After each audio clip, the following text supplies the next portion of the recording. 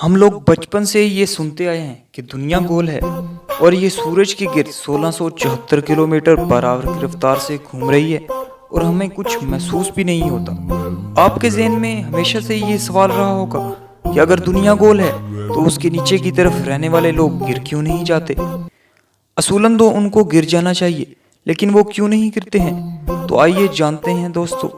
Gravity का concept तो आपने सुन रखा होगा, तो आइए जानते हैं कि ये काम कैसे करता है। दोस्तों, जब आप धरती पे खड़े होते हैं तो ये आपको अपनी तरफ खींच के रखती है, लेकिन क्या आप जानते हैं कि आप भी धरती को सेम फोर्स के साथ अपनी तरफ खींचे हुए होते हैं। दोस्तों, ग्रेविटी एक ऐसी फोर्स है जो आपको जमीन के दरमियान में खींच के रखती है। तो दोस्तों, इससे कोई फर्क नहीं पड़ता कि बॉल जैसी गोल दुनिया में आप ऊपर की तरफ हैं या नीचे की तरफ, ग्रेविटी आपको हमेशा उसके दरमियान में खींच के रखती है।